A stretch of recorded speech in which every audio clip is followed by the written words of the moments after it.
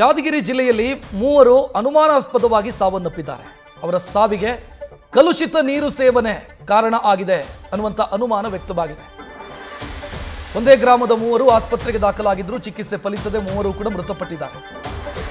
ಯಾದಗಿರಿ ಜಿಲ್ಲೆಯ ಸುರಪುರ ತಾಲೂಕಿನ ತಿಪ್ಪನಟಗಿ ಗ್ರಾಮದಲ್ಲಿ ನಡೆದಿರುವಂತಹ ಘಟನೆ ಇದು. ವಾಂತಿ ಭೇದಿಯಿಂದ ಆಸ್ಪತ್ರೆಗೆ ದಾಖಲಾಗಿದ್ದರು ಮೂವರು 10 ದಿನಗಳ ಹಿಂದೆ.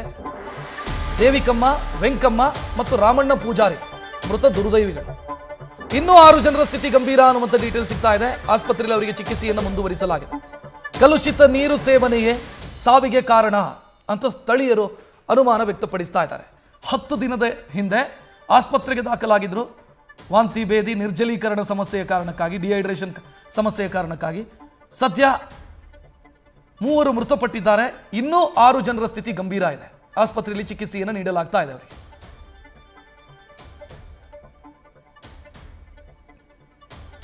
ಹೆಚ್ಚಿನ ಡೀಟೇಲ್ ನೀಡೋದಕ್ಕೆ ನಮ್ಮ ಪ್ರತಿನಿಧಿ ಬಜರಂಗಿ ಫೋನ್ ಸಂಪರ್ಕದಲ್ಲಿ.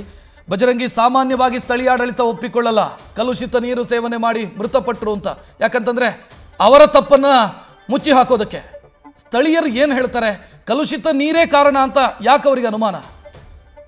ರಕ್ಷತ್, ಖಂಡಿತವಾಗಿ ಕೂಡ ಪ್ರತಿ ವರ್ಷ ಮಳೆಗಾಲ ಆರಂಭ ಆದ ಸಂದರ್ಭದಲ್ಲಿ ರಾಜ್ಯದ ಹಲವು ಕಡೆಗಳಲ್ಲಿ ಕಲುಷಿತ ನೀರಿನಿಂದ ಅನಾಹುತಗಳು ಸಂಭವಿಸ್ತಾ ಇರುವಂತದ್ದು ಬೆಳಕಿಗೆ ಬರ್ತಾನೆ ಇರ್ತವೆ. ಅದೇ ರೀತಿಯಾಗಿ ಈ ಬಾರಿ ಕೂಡ ಯಾದಗಿರಿ ಜಿಲ್ಲೆಯ ಸುರಪುರ ತಾಲೂಕಿನ ತಿಪ್ಪನಟಗಿ ಅನ್ನುವಂತಹ ಗ್ರಾಮದಲ್ಲೂ ಕೂಡ ಈ ಒಂದು ಕಲುಷಿತ ನೀರು ಸೇವಿಸಿಯೇ ಸುಮಾರು 20 ಜನಕ್ಕೂ ಹೆಚ್ಚು ಜನ ಅಸ್ವಸ್ಥರಾಗಿದ್ರು ಅನ್ನುವಂತ ಮಾಹಿತಿ ಸದ್ಯಕ್ಕೆ ಲಭ್ಯ ಆಗ್ತಾ ಇರುವಂತದ್ದು. ಅಂದ್ರೆ ನೀರು ಏನು ಸಪ್ಲೈ ಮಾಡಲಾಗುತ್ತೆ, ಕುಡಿಯುವ ನೀರು ಸಪ್ಲೈ ಮಾಡುವಂತಹ ಪೈಪ್ಗಳನ್ನು ಹೊಡೆದ್ರಲ್ಲಿ ಕೊಳಚೆ ನೀರು ಕೂಡ ಮಿಶ್ರಣ ಆಗಿ ಇದರಿಂದ ಕಲುಷಿತ ಆಗಿರ್ತಕ್ಕಂಥ ನೀರು ಜಂದು ಕುಡಿದ ನಂತರದಲ್ಲಿ ಅವರ ಆರೋಗ್ಯದಲ್ಲಿ ಏರುಪೇರಾಗಿದೆ ಅನ್ನುವಂಥದ್ದು ಮಾಹಿತಿ ಸದ್ಯಕ್ಕೆ ಗ್ರಾಮಸ್ಥರಿಂದ ಗೊತ್ತಾಗ್ತಾ ಇರುವಂತದ್ದು. ಈ ಒಂದು ಕಲುಷಿತ ನೀರಿನಿಂದ ಸುಮಾರು 20ಕ್ಕೂ ಹೆಚ್ಚು ಜನ ಅಸ್ವಸ್ಥರಾಗಿದ್ರು.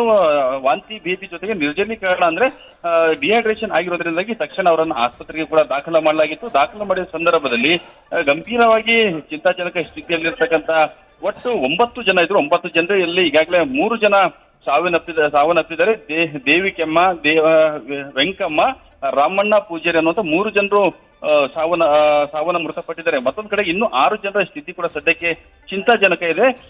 ಸುರಪುರ ಸೇರಿದಂತೆ ಬೇರೆ ಬೇರೆ ಭಾಗಗಳಲ್ಲಿ ಖಾಸಗಿ ಆಸ್ಪತ್ರೆಗಳಲ್ಲೂ ಕೂಡ ಇವರನ್ನ ಚಿಕಿತ್ಸೆ ನೀಡಲಾಗ್ತಾ ಇದೆ. ಈ ಒಂದು ಘಟನೆಯಲ್ಲಿ 20 ಜನ ಇನ್ನೂ ಕೂಡ ಅಸ್ವಸ್ಥರಾಗಿದೆ. ಅವರನ್ನು ಕೂಡ ಚಿಕಿತ್ಸೆ ನೀಡಲಾಗ್ತಾ ಇದೆ. ಕೆಲವರು ಮಾತ್ರ ಚೇತರಿಸಿಕೊಳ್ತಾ ಇರುವಂತ ಮಾಹಿತಿ ಸದ್ಯಕ್ಕೆ ಲಭ್ಯ ಆಗಿರುವಂತದ್ದು. ಈ ಒಂದು ಘಟನಾ ಸ್ಥಳಕ್ಕೆ ಟಿಎಚ್ಒ ಆಗಿರ್ತಕ್ಕಂಥ ರಾಜ ವೆಂಕಟಪ್ಪ ನಾಯಕ್ ಸ್ಥಳಕ್ಕೆ ಭೇಟಿ ನೀಡಿ ಪರಿಶೀಲನೆ ಮಾಡಿದರೆ. ಟಿಎಚ್ಒ ಅವರಿಂದ ಮಾಹಿತಿಯನ್ನು ಕೂಡ ಡಿಎಚ್ಒ ವೆಂಕಟೇಶ್ ಬಿರಾದರು ಕೂಡ ಮಾಹಿತಿಯನ್ನು ಕೂಡ ಕಲೆ ಹಾಕುವಂತ ಕೆಲಸ ಕೂಡ ಮಾಡ್ತಾ ಇದ್ದಾರೆ. ಮತ್ತೊಂದು ಕಡೆಗೆ ಯಾದಗಿರಿ ಉಸ್ತುವಾರಿ ಸಚಿವ ದರ್ಶನಪುರ ಅವರು ಕೂಡ ಈ ಘಟನಾ ಸ್ಥಳಕ್ಕೆ ಭೇಟಿ ನೀಡಿ ಪರಿಶೀಲನೆ ನಡೆಸ್ತಾ ಇದ್ದಾರೆ. ಸ್ಥಳೀಯರು ಅಲ್ಲಿರ್ತಕ್ಕಂಥ ಗ್ರಾಮಸ್ಥರು ಹೇಳುವ ಪ್ರಕಾರ ಅಂದ್ರೆ ಇಲ್ಲಿ ಶುದ್ಧ ಕುಡಿಯುವ ನೀರಿನ ಸಮಸ್ಯೆ ಇದೆ.